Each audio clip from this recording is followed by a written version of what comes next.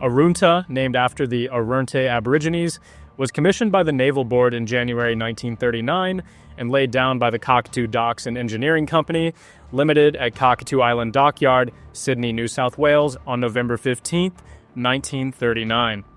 She was the first of 3 Australian tribal-class destroyers.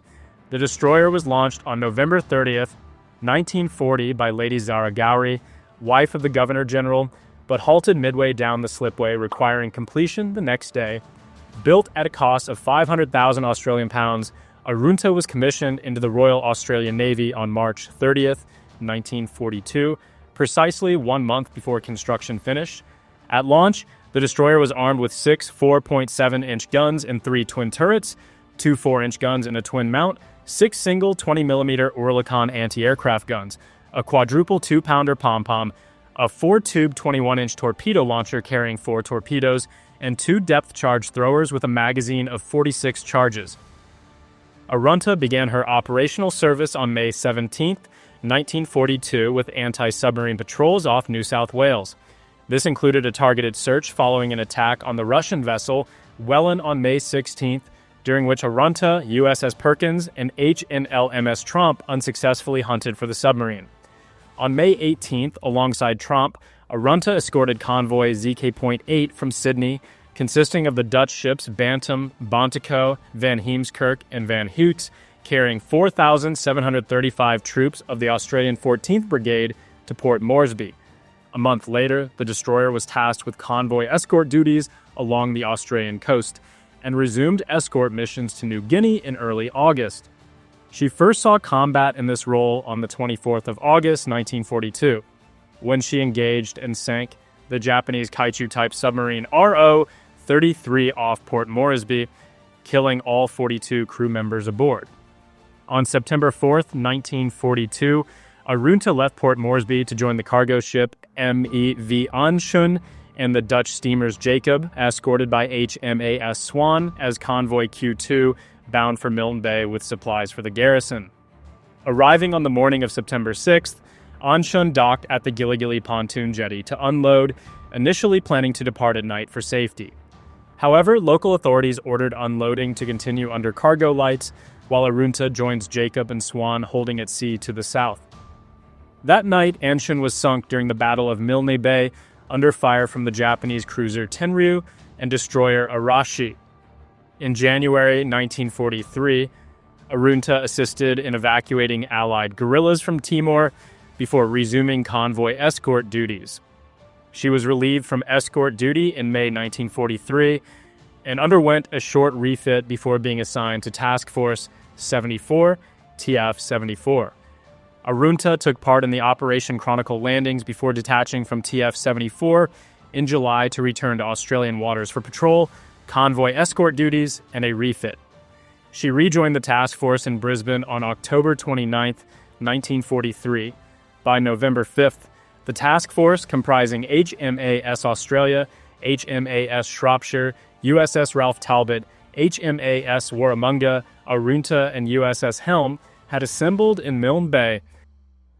In late November, Arunta bombarded Japanese ammunition dumps in New Guinea before supporting troop landings at Arawe, Cape Gloucester, and Sidor in December 1943 and January 1944. In March, she transported the United States 7th Cavalry to the Admiralty Islands and supported their landing at Hayne Harbor. From April to September, Arunta provided naval bombardment for troop landings at Hollandia, Wakde, where she captured a Japanese soldier, Biak, Noem 4, Cape Sonsapor, and Morotai. On October 13th, she joined the Allied fleet en route to Leyte Gulf in the Philippines and took part in the ambush of a Japanese fleet during the Battle of Surigao Strait on October 25th. In January 1945, Arunta supported the Lingayen Gulf landings, where a near miss by a Japanese kamikaze aircraft killed 2 sailors. Between the 13th and 15th of February, Arunta and her sister ship Warramunga left Lingayen Gulf for a position about 300 miles west of Manila, preparing to rescue U.S. air crews downed while attacking 2 Japanese battleships and their escorts returning to Japan from Singapore. However, the mission was uneventful as bad weather disrupted the planned airstrikes. After a refit from March to April, Arunta supported the Australian 6th Division during their landing at Wewak on May 11th, then provided shore bombardment for the 9th Division's landing at Brunei Bay on the 10th of June.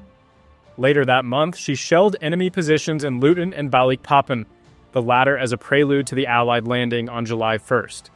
Arunta then returned to Sydney for a refit at Cockatoo Island and remained docked there when the Second World War came to an end.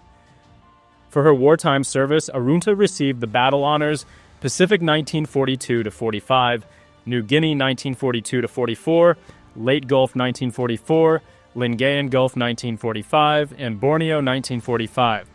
She was initially awarded the honor Guadalcanal 1942, but it was later determined that she did not qualify.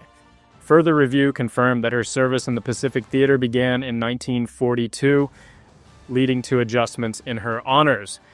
Throughout the war, Arunta operated primarily with U.S. 7th Fleet task forces, and according to Cassells, she was among the most well-known RAN ships to U.S. forces.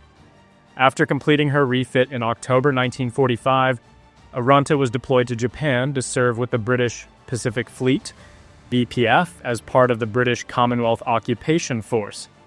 She remained in Japanese waters until March 1946, then returned in mid-December after a tour of Papua New Guinea and the Philippines for a second BPF deployment, which lasted until April 1947. In June 1948, Arunta visited several Melanesian islands. At the end of 1949, she began preparations for a modernization refit, which started in 1950. The refit involved upgrading or replacing various weapons and sensor systems, but despite being planned for under 6 months, took 2 years, by which time the modifications were already outdated. On November 11, 1952, Arunta was reclassified as an anti-submarine destroyer and returned to service. She remained in Australian waters throughout 1953 before sailing to Korea in January 1954 to support United Nations enforcement of the June 1953 armistice that ended the Korean War. Arunta returned to Australia in August and stayed until May 1955, when she joined a flotilla of RAN and Royal New Zealand Navy vessels bound for Malaya to conduct exercises with the British Pacific Fleet.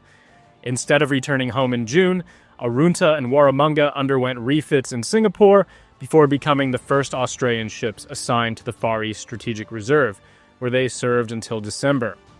In March and April 1956, Arunta cruised northern Australian waters, then visited Norfolk Island and the Pitcairn Islands in June before arriving in Sydney on June 14th to prepare for decommissioning. After being readied for operational reserve, Arunta was decommissioned in a reserve on December 21st, 1956. Over her career, she had traveled 357,273 nautical miles.